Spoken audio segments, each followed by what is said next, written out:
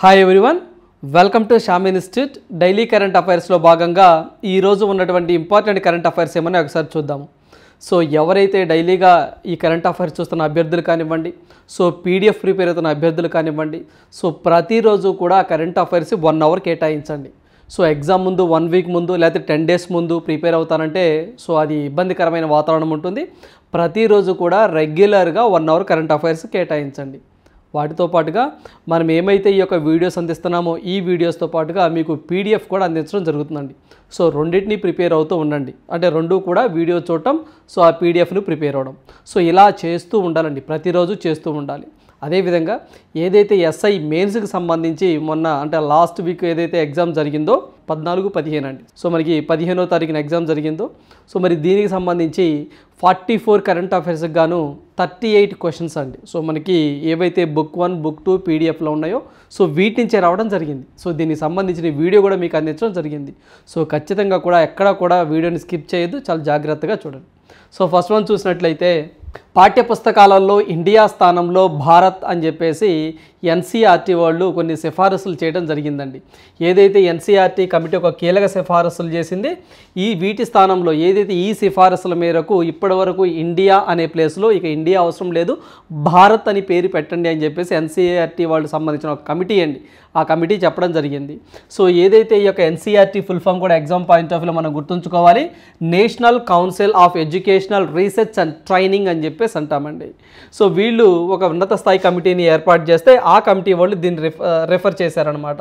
So అదేవిధంగా ఏదైతే దీంతో పాటు అండి ప్రాచీన చరిత్రను క్లాసిక్ హిస్టరీ, ఏ హిస్టరీ అంటే క్లాసిక్ హిస్టరీ పేరుతో విద్యార్థులకు బోధించాలని కూడా వీళ్ళు సిఫారసు చేశాము అని చెప్పేసి ఈ కమిటీకి చైర్మన్గా ఉన్నటువంటి సి ఇజాక్ ఖాన్ అండి. సో మనకి ఇజాక్ ఖాన్ పేర్కోవడం జరిగింది.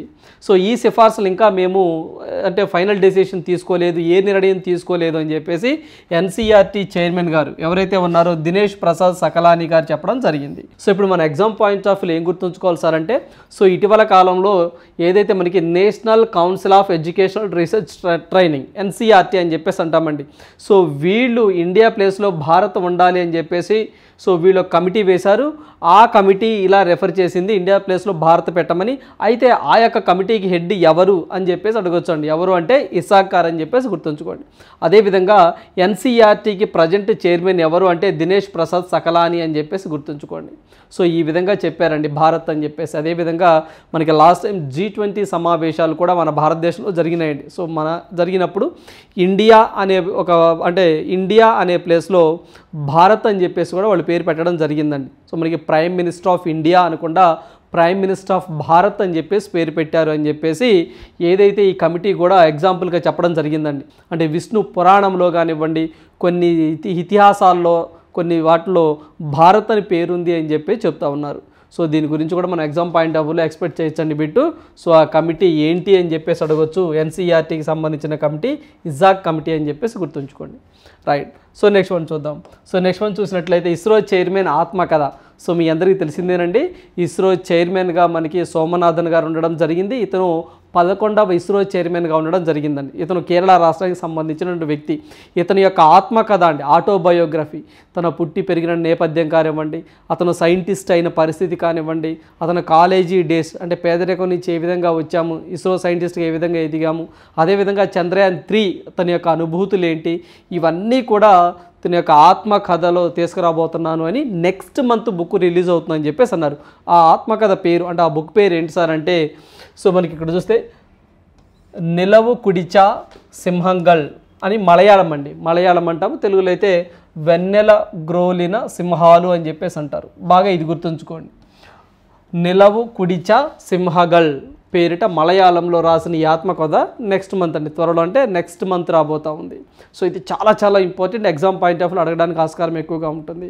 సో స్ట్రైట్ క్వశ్చన్ అండి. ఎవరైతే మనకి ఇస్రో చైర్మన్గా పనిచేస్తున్నటువంటి వ్యక్తి సో ఎవరైతే ఉన్నారో సోమనాథన్ గారు, ఈ సోమనాథ్ గారికి సంబంధించిన ఆత్మకథ ఆటోబయోగ్రఫీ బుక్ పేరేంటి అని అడగొచ్చు. లేకపోతే నిలువ కుడిచా సింహంగల్ అనే ఆత్మకథ ఎవరికి సంబంధించింది అని కూడా అడగొచ్చు, గుర్తుంచుకోండి. సో త్వరలో రాబోతుంది ఈ యొక్క స్వామినాథన్ గారిది. అదేవిధంగా ఏదైతే ఇస్రో అంటే ఇండియన్ స్పేస్ ఇస్రో అండి, ఇండియన్ స్పేస్ రీసెర్చ్ ఆర్గనైజేషన్ అని చెప్పేసి అంటాం. సో మరి ఇస్రోని 1969లో ఏర్పాటు చేయడం జరిగింది. దీని యొక్క ప్రధాన కేంద్రాలయం హెడ్ క్వార్టర్ వచ్చేసరికి బెంగళూరు కర్ణాటకలో ఉంటుందండి. దీనికి ప్రజెంట్ 11వ సో మనకి 11th చైర్మన్గా ఎవరున్నారు సార్ అంటే ఎస్ సోమనాథన్ గారు ఉండడం జరిగిందండి. సోమనాథన్ గారు ఉండడం జరిగింది. ఇతను కేరళ రాష్ట్రానికి సంబంధించినటువంటి వ్యక్తి. అదేవిధంగా ఇస్రో ఫౌండర్ ఎవరు సార్ అంటే విక్రమ్ సారాభాయ్ గారు అండి. సో విక్రమ్ సారాభాయ్ గారినే ఫాదర్ ఆఫ్ స్పేస్ అని కూడా అంటాము. ఇతనే ఇస్రో ఫౌండరు అండ్ మొట్టమొదటి ఇస్రోకి చైర్మన్ కూడా విక్రమ్ సారాభాయ్ గారే, గుర్తుంచుకోండి. అదేవిధంగా ఏదైతే మనకి ఇస్రోకి ఎక్కువ కాలం చైర్మన్గా పనిచేసిన వ్యక్తి అండి సతీష్ ధావన్ అని చెప్పేసి అతనండి. సతీష్ ధావన్ గారు అని చెప్పేసి 12 సంవత్సరాలు లాంగెస్ట్ టెన్యూర్గా చేస్తున్నారు ఇస్రో చైర్మన్గా. ఆ తర్వాత అతి తక్కువ కాలం అండి, సో రఫ్గా దగ్గరగా ఒక 11 రోజులు అండి ఇస్రో చైర్మన్గా చేశారు శైలేష్ నాయక్ అని చెప్పేసి. అతి తక్కువ కాలం చైర్మన్గా పనిచేసిన వ్యక్తి అని కూడా గుర్తుంచుకోండి. సో అతి తక్కువ కాలంగా ఇస్రో చైర్మన్గా పనిచేసిన వ్యక్తి ఎవరు సార్ అంటే శైలేష్ నాయక్. అతి ఎక్కువ కాలం అంటే 12 years చైర్మన్గా పనిచేసిన వ్యక్తి ఎవరు సార్ అంటే మనము సతీష్ ధావన్ అని చెప్పేసి చెప్తాము. సో ఇప్పుడు ఇతను 11వ ఇస్రో చైర్మన్గా ఉన్నారు. అతని యొక్క ఆత్మకథ రాబోతుంది, గుర్తుంచుకోండి. దాని పేరు నిలవు. సో దాని యొక్క పేరు నిలవు కుడిచా సింహగల్ అని చెప్పేసి అంటాం. రైట్. సో నెక్స్ట్ వన్ చూద్దాం. సో నెక్స్ట్ వన్ చూసినట్లయితే ఐక్యూ ఎయిర్ అండి. ఐక్యూ ఎయిర్ అని చెప్పేసి ఇది స్విస్ అంటే మనకి ఇదొక స్విస్ టెక్నాలజీ కంపెనీ అండి. సో మనకి ఇదొక స్విట్జర్లాండ్కి సంబంధించినటువంటి ఒక టెక్నాలజీ కంపెనీ. సో వీళ్ళు ఏదైతే most polluted city in the world, అత్యంత కలుషితమైన నగరాల జాబితాను ఒక దాన్ని రిలీజ్ చేయడం జరిగిందండి. సో మొత్తము 109 ప్లేసెస్ని వీళ్ళు సర్వే చేయగా దాంట్లో మన భారతదేశం నుంచి ముంబై అనేది 2nd ప్లేస్లో ఉందండి, most polluted city in the world. So మరి దీంట్లో భాగంగా చూసినట్లయితే మరి టాప్ 4 కానీ టాప్ 3 కంట్రీస్ ఏంటి ఇలా అడుగుతున్న సందర్భాలు ఉన్నాయి. ఎవరి ప్రకారము ఐక్యూ ఎయిర్. సో దీని ప్రకారము సో మనకి ఇది ఒక స్విస్ సంబంధించిన టెక్నాలజీ కంపెనీ అండి.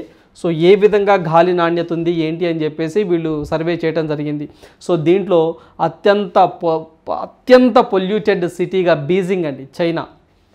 సో మనకి బీజింగ్ చైనా ఉంది. సో ఆ తర్వాత ముంబై అండి. సో మనకి ముంబై 2nd ప్లేస్లో ఉంది, మహారాష్ట్ర. తర్వాత కరాచీ అండి. సో మనకి కరాచీ అంటే పాకిస్తాన్, ఇది మోస్ట్ పొల్యూట్గా ఉంది. తర్వాత వచ్చేసి జెరూసలేం. సో ఈ 4 నగరాలు అత్యంత పొల్యూటెడ్ నగరాలుగా వీళ్ళు గుర్తించడం జరిగింది. పర్టికులర్గా మన ముంబైని బాగా గుర్తుంచుకోండి, 2వ ప్లేస్లో. అయితే వీళ్ళు ఏదైతే మనకి 0 నుంచి 300 వరకు కొంత గ్రేడింగ్ లాగా డివైడ్ చేశారండి. అంటే 0 నుంచి 50 ఈ పాయింట్స్ ఉంటే పర్లేదు, గుడ్ అని చెప్పేసి, అంటే అక్కడ క్వాలిటీ ఎయిర్ క్వాలిటీ బాగుందని. అదేవిధంగా 51 నుంచి 100 ఉంటే మోడరేట్గా ఉంది అని చెప్పేసి పొల్యూషన్. సో 101 నుంచి 150 మధ్యలో ఉంటే అన్హెల్తీ ఫర్ సెన్సిటివ్ గ్రూప్, ఎవరైతే కొంచెం సెన్సిటివ్గా ఉంటారో వాళ్ళకు కొన్ని అన్హెల్తీ అయ్యే సిచ్యువేషన్ ఉంటుందన్నమాట. అదేవిధంగా 151 నుంచి 200 మధ్య ఉంటే అది కొంచెం అనారోగ్యానికి దారితీసే పరిస్థితి, అన్హెల్తీ సిచ్యువేషన్ ఉన్నట్టు. సో 200 నుంచి 300 ఉంటే వెరీ అన్హెల్తీ అండి.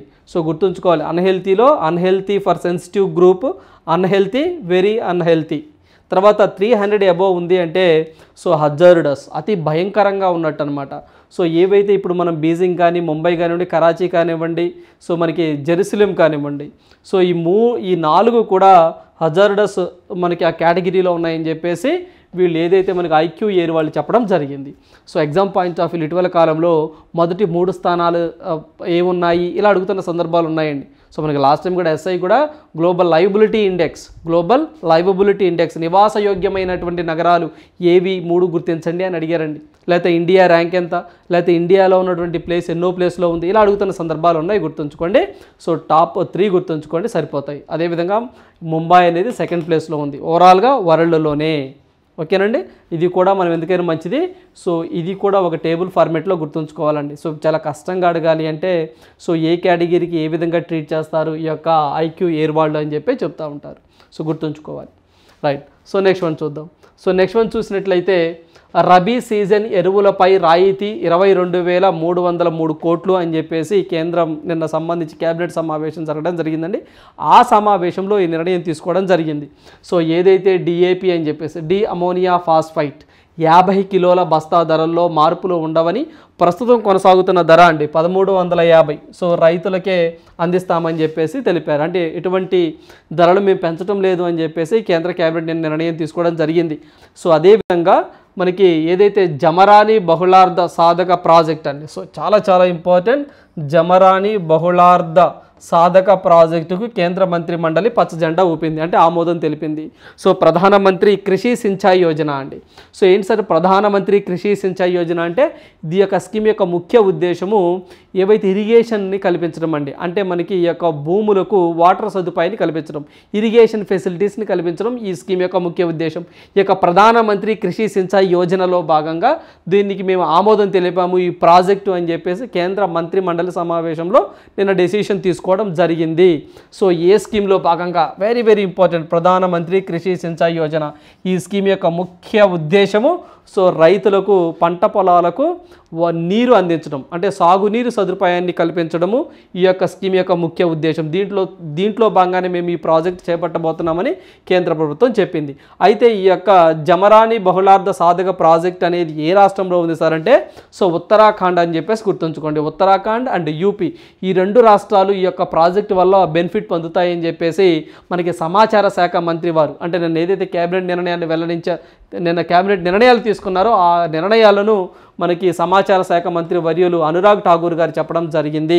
సో ఈ యొక్క జమరాని ప్రాజెక్టు 2584 కోట్లు ఖర్చు అవుతుందని, దీంట్లో కేంద్ర ప్రభుత్వము 1557 కోట్లు ఖర్చు చేస్తుందని, మిగతావి రాష్ట్ర ప్రభుత్వం భరాయించాలని చెప్పేసి వీళ్ళు చెప్తా ఉన్నారు. ఇదొకటి గుర్తుంచుకోండి. సో ఇదొకటి. అదేవిధంగా ఏదైతే ఈ యొక్క రబీ సీజన్ ఉంటుందో, రబీ సీజన్ అనేది అక్టోబర్ నుంచి అండి, అంటే ఈ మంత్ 2023 నుంచి సో మనకి 2024 మార్చి వరకు ఈ యొక్క రబీ సీజన్ అనేది కొనసాగుతూ ఉంటుందండి. మరి ఈ రబీ సీజన్కి కాను ఖరీఫ్ ఏదైతే మనకు ఉంటుందో అక్టోబర్ 1, 2023 నుంచి మార్చి 31, 2024 వరకు రబీ సీజన్ ఉంటుంది. ఈ రబీ సీజన్కి కాను 22,300 కోట్లు మేము ఈ యొక్క సబ్సిడీ రూపంలో ఎరువులను రాయితీ ఇస్తాము అని చెప్పేసి అంటా ఉన్నారు ఓవరాల్గా ఇలాంటివి. అదేవిధంగా ఖరీఫ్ సీజన్లో అండి, సో మనకి ఖరీఫ్ సీజన్ అంటే లాస్ట్ సీజన్ అయిపోయింది కదా, ఖరీఫ్ సీజన్లో 38,000 కోట్లు మేము రాయితీ ఇచ్చాము అని చెప్పి చెప్తున్నారండి. చూడండి, ఇదైతే ఖరీఫ్ సీజన్లో 38 కోట్లు రాయితీ ఇచ్చారు. ఇప్పుడు రబీ సీజన్కు 22,303 కోట్లు రాయితీ ఇస్తాము అని చెప్పి చెప్తున్నారు. మొత్తంగా వార్షిక ఎరువుల సబ్సిడీ 2.55 లక్షల కోట్లకు చేరింది అని చెప్పేసి కేంద్ర మంత్రివర్గం చెప్పడం జరిగిందండి. సో ఈ మంత్రివర్గం చెప్పడం జరిగింది. సో గుర్తుంచుకోండి 2.55 లక్షల కోట్లకు పెరిగింది అని చెప్పేసి అంటా ఉన్నారు. ఓకేనండి. ఏదైతే వీటిలో భాగంగా ఏదైతే మన ఖరీఫ్ సీజన్లో భాగంగానే మన యూరియా బస్తా ఉంటుంది చూసారండి, సో దానికి రాయితీ ఇవ్వటం ఇలాంటివన్నీ. సో ఇలా రాయితీ అట ఇప్పటివరకు 2.55 లక్షల కోట్లు ఇచ్చాము అని చెప్పేసి కేంద్ర ప్రభుత్వం చెప్తా ఉంది. చూద్దాం. ఓకేనండి. సో ఈ యొక్క ఎరువులపై రాయితీని తగ్గించడం కోసం, అంటే ఫ్యూచర్లో ఈ యొక్క కెమికల్ అండ్ ఫర్టిలైజర్స్ వాడకుండా ఉండాలనే ఉద్దేశంతోనే పిఎం ప్రణమ్ అనే ఒక స్కీమ్ కూడా తీసుకురావడం జరిగిందండి. సో ఆ స్కీమ్ని ఇంప్లిమెంట్ చేసి రానున్న రోజుల్లో కూడా ఏదైతే మనకి సేంద్రియ ఎరువుల వాడకాన్ని ప్రోత్సహించడం, ప్రకృతి వ్యవసాయాన్ని ప్రోత్సహించడం ఇలాంటివి చేస్తామని చెప్పేసి కేంద్ర ప్రభుత్వం చెప్తా ఉంది. రైట్. సో నెక్స్ట్ వన్ చూద్దాం.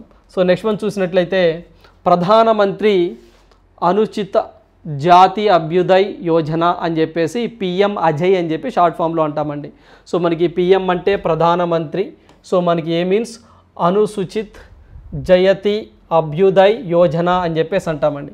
సో ఈ స్కీమ్ అనేది సో 2021-22 నుంచి ఇంప్లిమెంట్ చేయబడతా ఉంది. అయితే ఈ స్కీమ్లో ఇటీవల కాలంలో ఒక 3 స్కీమ్స్ మెర్జ్ చేశారండి. ఈ మూడింటిని మెర్జ్ చేసి పిఎం అజయ్ అని చెప్పేసి దాంట్లోకి మెర్జ్ చేయడం జరిగింది. సో అవి ఎగ్జామ్ పాయింట్స్ ఆఫ్లో మనకు ఖచ్చితంగా అడగడానికి ఎక్కువగా ఆస్కారం ఉంటుందండి. సో ఏవైతే 3 సెంట్రల్లీ స్పాన్సర్డ్ స్కీమ్స్ ఉంటాయో ఆ మూడింటిని మెర్జ్ చేశారు. ఏంటి సార్ ఆ మెర్జ్ చేసిన 3 స్కీమ్స్ ఏంటి, పిఎం అజయ్లో మెర్జ్ చేసిన స్కీమ్స్ ఏంటి ఆ 3 తెలుసుకోవాలి. ఏంటి సార్ ఆ 3 అంటే so special central assistance to scheduled caste sub plan అని చెప్పేసి అంటామండి, ఇదొక స్కీము. ప్రధానమంత్రి ఆదర్శ గ్రామ్ యోజన అని చెప్పేసి ఇదొక స్కీము.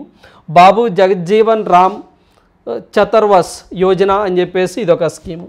సో ఈ మూడింటిని మెర్జ్ చేసి పిఎం అజయ్ కింద తీసుకురావడం జరిగింది. గుర్తుంచుకోండి, చాలా చాలా ఇంపార్టెంట్ అండి, ఈ 3 కూడా గుర్తుంచుకోండి. ఓకేనండి. అయితే ఈ 3 స్కీమ్స్ని మెర్జ్ చేశారు అని చెప్పేసి అన్నాం కదా.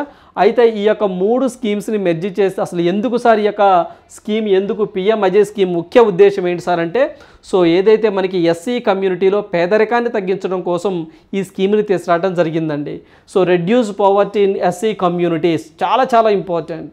సో ఈ యొక్క పిఎం అజయ్ యొక్క స్కీమ్ యొక్క ముఖ్య ఉద్దేశం ఈ మూడింటిని మెర్జ్ చేయడానికి గల ముఖ్య ఉద్దేశం ఏదైతే ఎస్సీ కమ్యూనిటీ ఉంటుందో ఈ యొక్క ఎస్సీ కమ్యూనిటీలో ఉన్నటువంటి పేదరికాన్ని తగ్గించాలి. అంటే వాళ్ళకి స్కిల్ డెవలప్మెంట్ కింద స్కిల్స్ నేర్పించి ఎంప్లాయ్మెంట్ జనరేషన్ కల్పించడం, వాళ్ళ ఇన్కమ్ను పెంచడం, సమాజంలో వాళ్ళని గౌరవప్రదంగా చూడడం, సో వాళ్ళకు కూడా ఫినాన్షియల్గా పొలిటికల్గా స్టెబిలిటీ ఉండే విధంగా వాళ్ళని తయారు చేయటం, గవర్నమెంట్ అందిస్తున్న సంక్షేమ పథకాలన్నీ వాళ్ళకి అందే విధంగా చేయటం, వాళ్ళ ఉన్నటువంటి సరౌండింగ్స్ మొత్తాన్ని అభివృద్ధి చేయటం, లైక్ ఇన్ఫ్రాస్ట్రక్చర్ సదుపాయాలను కల్పించడం, రోడ్లు వేయటం కానివ్వండి, త్రాగునీరు సదుపాయం కానివ్వండి, హాస్పిటాలిటీ కానివ్వండి, వీటన్నిటి సదుపాయాన్ని కల్పించడము ఈ యొక్క పిఎం అజయ్ యొక్క ముఖ్య ఉద్దేశం. సో మరి వీటిని సంబంధించి మొత్తము ఈ యొక్క పిఎం అజయ్ అనేది 28 రాష్ట్రాలు కేంద్ర పాలిత ప్రాంతాల్లో ఇంప్లిమెంట్ చేయబడుతుంది. అయితే కొన్ని స్టేట్స్లో కొన్ని యూటీస్లో అమలు చేయబడటం లేదు. అవేంటో ఎగ్జామ్లో తెలుసుకోవాలి. అవేంటి సార్ అంటే స్టేట్ విషయంలో తీసుకున్నట్లయితే అరుణాచల్ ప్రదేశ్ ఒకటి, నాగాల్యాండ్ ఒకటి, మేఘాలయ, మిజోరం. సో ఈ 4 రాష్ట్రాల్లో పిఎం అజయ్ ఇంప్లిమెంట్ చేయబడటం లేదు, గుర్తుంచుకోండి. ఎందుకంటే ఆల్రెడీ అక్కడ ఎక్కువగా ఎవరైతే వీళ్ళు ఉన్నారో ఈ యొక్క ఎస్సీలు ఉన్నారో వాళ్ళకి కొన్ని వెల్ఫేర్ స్కీమ్స్ అనేవి అందుతూ ఉన్నాయి. అందువల్ల ఆ రాష్ట్రాలకు ఎక్సెప్షన్ ఇవ్వడం జరిగిందండి. సో ఈ 4 రాష్ట్రాలకి అడిగితే తీసుకున్నట్లయితే, అదే యూటీ కేంద్ర పాలిత ప్రాంతాల్లో తీసుకున్నట్లయితే అండమాన్ నికోబార్, లక్షద్వీప్, దాద్రా నాగర్ హవేలీ, దామన్ దయ్యు అండ్ లదాఖ్ ఒకటి. సో ఇవండి. సో ఈ 4 కూడా ఈ యొక్క యూటీ కేంద్ర పాలిత ప్రాంతాల్లో ఈ యొక్క పిఎం అజయ్ అనే స్కీమ్ అనేది ఇంప్లిమెంట్ అవ్వదు, నాట్ కవర్, గుర్తుంచుకోండి. స్టేట్స్ 4, యూటీస్ 4, ఇట్లా ఏదైతే మనకి వీటికి సంబంధించి ఇంప్లిమెంట్ అవ్వదు. మిగతా ఏవైతే 28 స్టేట్స్ కానివ్వండి, యూటీస్ కానివ్వండి, వాటిలో ఇంప్లిమెంట్ చేయబడుతుంది ఈ యొక్క పిఎం అజయ్ అనే స్కీము. సో ఇక్కడ మనం బాగా గుర్తుంచుకోవాల్సిన ఎగ్జామ్ పాయింట్ ఆఫ్ వ్యూలో ఏ 3 స్కీమ్స్ అనేవి పిఎం అజయ్లో మెర్జ్ అయిన అన్నది చాలా ఇంపార్టెంట్. సో ఎగ్జామ్లో అడగడానికి ఎక్కువగా ఆస్కారం ఉంటుంది, గుర్తుంచుకోండి. సో ఈ 3 కూడాను రైట్. సో నెక్స్ట్ వన్ చూద్దాం. సో నెక్స్ట్ వన్ చూసినట్లయితే నైపుణ్యాభివృద్ధి పథకాన్ని ప్రారంభించిన ఒడిషా. సో ఒడిషా అనేది నిన్న ఒక స్కిల్ డెవలప్మెంట్ స్కీమ్ అనేది ఒకటి తీసుకురావడం జరిగిందండి. దాని పేరు నూతన ఉన్నతి అభిలాష అని చెప్పేసి పేరు పెట్టడం జరిగిందండి. నూతన ఉన్నతి అభిలాష పేరుతో నైపుణ్యాభివృద్ధి కార్యక్రమాన్ని రూపొందించింది. ఈ పథకాన్ని 3 సంవత్సరాల పాటు అమలు చేస్తామని, సో ఈ 3 సంవత్సరాలకు గాను 385 కోట్లు ఖర్చు అవుతుందని చెప్పేసి నవీన్ పట్నాయక్ గారు చెప్పడం జరిగిందండి. ఎందుకు సార్ ఇది అంటే, ఎవరైతే పేదలు ఉంటారో, యూత్ ఉంటారో, ఆ యొక్క పేదల్లో ఉన్నటువంటి ఈ యొక్క యువతని సెలెక్ట్ చేసి వాళ్ళకి కొన్ని నైపుణ్యాలు అంటే స్కిల్స్ నేర్పించి వాళ్ళకి ఎంప్లాయ్మెంట్ జనరేషన్ కల్పించడం ఈ స్కీమ్ యొక్క ముఖ్య ఉద్దేశం. సో ఈ స్కీమ్ని నూతన ఉన్నతి అభిలాష ఈ పేరుతో నైపుణ్యాభివృద్ధి కార్యక్రమాన్ని ఏ రాష్ట్ర ప్రభుత్వం ప్రారంభించిందని అడుగుతారు. దట్ ఈస్ ఒడిషా అని చెప్పేసి గుర్తుంచుకోండి. సో అదేవిధంగా ఏదైతే ఈ యొక్క ఒడిశా రాష్ట్రం సంబంధించి కూడా ఇంకా మనకి ఇటీవల కాలంలో చూసినట్లయితే ఒడిషా చాలా వార్తల్లోకి వచ్చిందండి. సగసాహి గ్రామం అని చెప్పేసి ఒకటి వార్తల్లోకి వచ్చింది. సో ఈ యొక్క సగసాహి గ్రామం అనేది ఒడిశాలో ఒక విలేజ్ అండి. ఇక్కడ మొట్టమొదటి సోలార్ పవర్డ్ అంటే మనకి 24/7 సో మనకి సోలార్ పవర్డ్ విలేజీగా సగసాహి వార్తల్లోకి రావడం జరిగింది, గుర్తుంచుకోండి. సో మరి దీనికి సంబంధించి ఇప్పుడు నూతన ఉన్నతి అభిలాష కార్యక్రమం గుర్తుంచుకోండి. యువతకు వివిధ రంగాల్లో నైపుణ్యం అంటే మనకి శిక్షణ ఇస్తారు, ట్రైనింగ్ ఇస్తారు, తర్వాత ఎంప్లాయ్మెంట్ కూడా వాళ్ళే కల్పిస్తారు. అదండి స్కీము. మరి దీనికి సంబంధించి Nutana Unnati Abhilasha Odisha right. So next one చూద్దాం. సో నెక్స్ట్ వన్ చూసినట్లయితే 6 నెలల్లో 2000 కిలోల బంగారం అండి.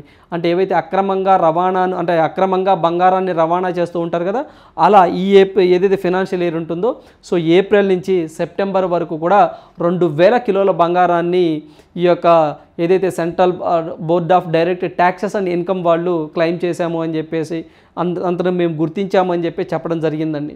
So exam point of view, economy point of view ఇది మనం డీల్ చేస్తూ ఉంటాము. ఎకానమీ పాయింట్ ఆఫ్ వ్యూ ఇది మనం చదువుకోవాలి. సో ఈ ఆర్థిక సంవత్సరంలో అక్రమంగా దిగుమతి అవుతుందని చెప్పేసి అంటా ఉన్నారు. గతేడాది ఇదే సమయంలో అంటే మనకి ఏప్రిల్ నుంచి సెప్టెంబర్ వరకు 1400 కిలోల పసిడితో పోలిస్తే ఇది 43% అధికంగా ఉంది అన్నారు. అంటే లాస్ట్ ఫినాన్షియల్ ఇయర్ అండి, అంటే 2022-23 ఫినాన్షియల్ ఇయర్లో ఏప్రిల్ నుంచి సెప్టెంబర్ వరకు 1400 కిలోలు పసిడి పట్టుబడింది. బట్ ఇప్పుడు అంటే 2023-24 ఫినాన్షియల్ ఇయర్ కదా, ఇప్పుడు ఏప్రిల్ నుంచి సెప్టెంబర్ వరకు 2000 కిలోలు బంగారం పట్టుబట్టిందండి. అంటే 43% అధికంగా పట్టుబట్టింది. అంటే పట్టుబడింది బంగారం. ఓకేనంటే పట్టుబడింది అంటే అక్రమంగా వీటిని మేము గుర్తించాము అని చెప్పి చెప్పడం జరిగింది. అయితే దీనికి సంబంధించి సిబిఐసి వాళ్ళండి, అంటే ఎవరైతే central board of indirect taxes అని కస్టమ్ ఉంటారో దాని చైర్మన్గా మనకి సంజయ్ కుమార్ అగర్వాల్ అనే వ్యక్తి రావడం జరిగింది. ఇతను ఈ డేటా అని చెప్పడం జరిగిందండి, ఇలా మేము క్లెయిమ్ చేశాము అని. అయితే ఏదైతే ఎక్కువగా మన భారతదేశానికి ఈ యొక్క అక్రమంగా బంగారం రవాణా ఎక్కడి నుంచి జరుగుతుంది సార్ అంటే మయన్మార్, నేపాల్, బంగ్లాదేశ్ నుంచి అక్రమంగా మన భారతదేశంలోనికి ఈ బంగారం అవుతుంది అని చెప్పేసి సో చైర్మన్ గారు చెప్పడం జరిగింది. సో 2022-23లో మొత్తం ఫినాన్షియల్ ఇయర్లో అండి మనకి 3800 కిలోల అక్రమ బంగారం పట్టుబడింది అని చెప్పారండి. ఇదేంటి, ఇది ఏప్రిల్ సెప్టెంబర్ నాటికేనండి ఈ 2000. సో ఇక్కడ మనకి 1400 కూడా ఆ టైంలో అంటే మనకి 22-23 ఈ ఫినాన్షియల్లో ఏప్రిల్ సెప్టెంబర్ మధ్య కాలంలో. బట్ ఓవరాల్గా 22-23 మొత్తం ఆర్థిక సంవత్సరంలో 3800 కిలోలు. ఓకేనండి. ఇప్పుడు చూడండి ఏప్రిల్ సెప్టెంబర్ వరకే 2000 కిలోలు. ఇంకా ఉంది కదా ఫినాన్షియల్ ఇయర్, మార్చి దాకా ఉంది కదా, మరి చూద్దాం అప్పటికల్లా మళ్ళీ ఇంకా పెరగొచ్చండి. సో ఈ విధంగా ఉంది. వెరీ పాయింట్, మంచి పాయింట్ ఏంటి సార్ అంటే ఏ దేశాల నుంచి అక్రమంగా మనకి బంగారం ఇక్కడ దిగుమతి అవుతుందంటే Myanmar, Nepal, Bangladesh. Very important, గుర్తుంచుకోండి. మీకు ఇక్కడ మయన్మార్, బంగ్లాదేశ్ ఈ 2 పేర్లు గుర్తుకు రాగానే మీకు ఆపరేషన్ కరుణ గుర్తు రావాలండి.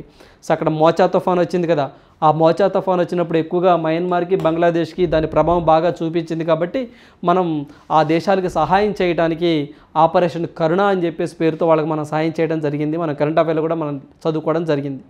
రైట్. సో నెక్స్ట్ వన్ చూద్దాం. సో నెక్స్ట్ వన్ చూసినట్లయితే ఈసీ అంటే ఎలక్షన్ కమిషన్ అండి.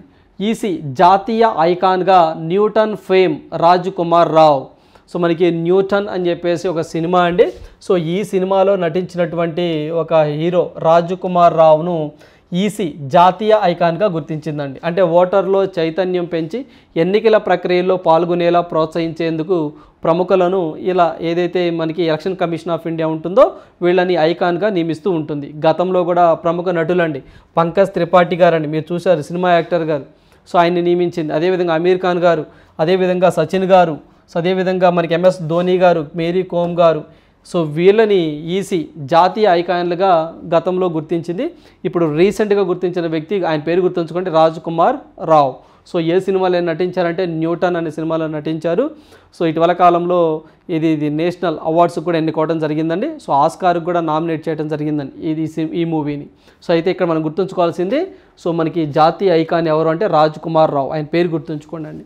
సో సచిన్ టెండూల్కర్ గారు కూడా ఇటీవల కాలంలో బ్రాండ్ అంబాసిడర్గా 3 ఇయర్స్కి ఎలక్షన్ కమిషన్ ఆఫ్ ఇండియాతో MOU చేసుకోవడం జరిగింది. సో మనకి లాస్ట్ ఇయర్ అంటే మనకి పంకజ్ త్రిపాఠి గారు కూడా బ్రాండ్ అంబాసిడర్గా నియమించడం జరిగిందండి. ఇలా కొంతమంది వ్యక్తులు నియమిస్తూ ఉంటారు. వెరీ రీసెంట్గా నియమించిన వ్యక్తులను గుర్తుంచుకోండి. ఓకేనండి. సో అలాంటి వాటిలో పంకజ్ త్రిపాఠి గారు, సచిన్ టెండూల్కర్ గారు, అదేవిధంగా ఇప్పుడు రాజ్ కుమార్ రావ్ గారు.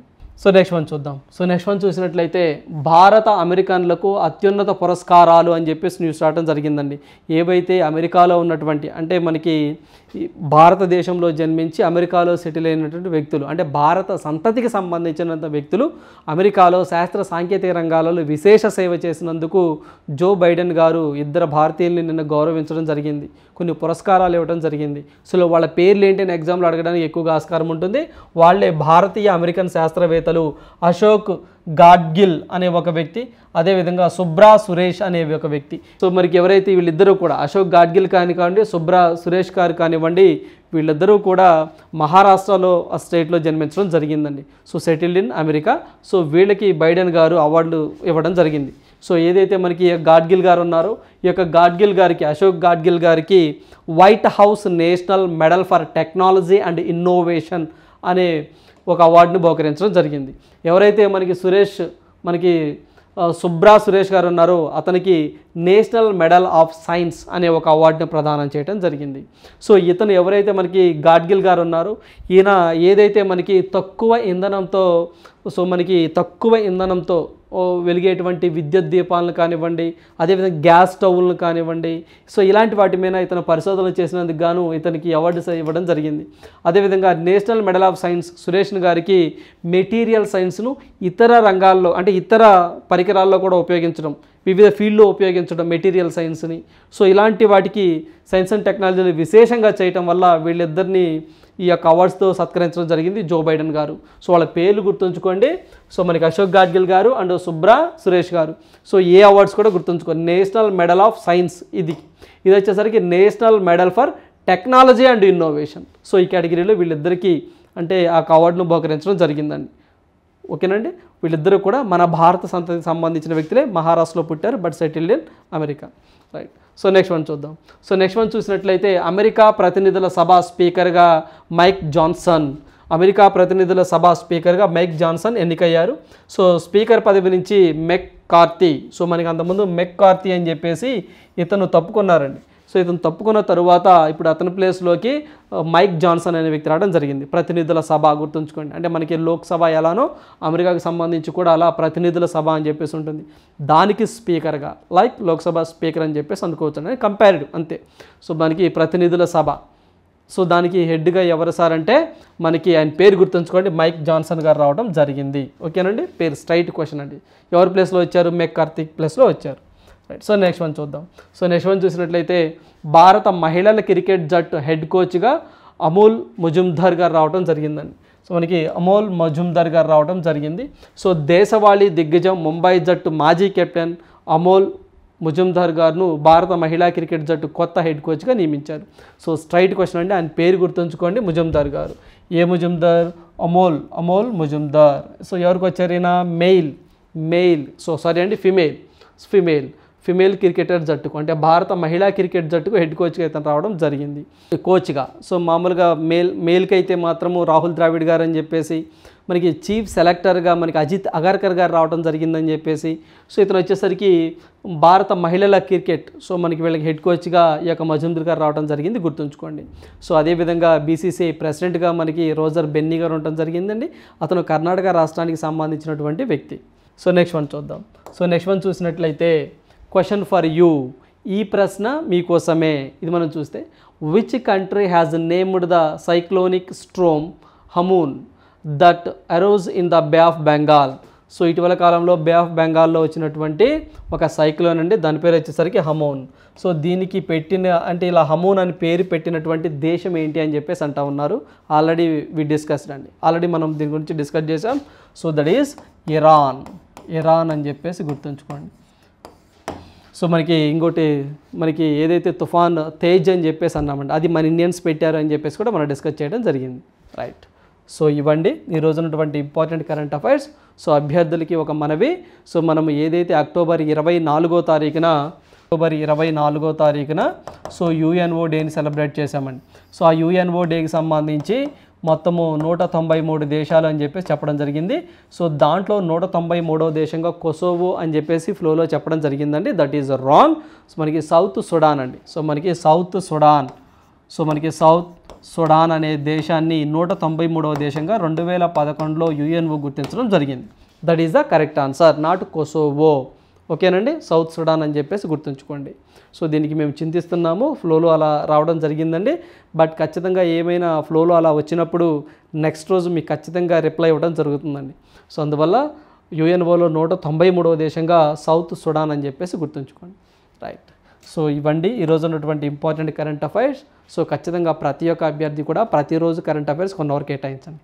So thank you, all the best.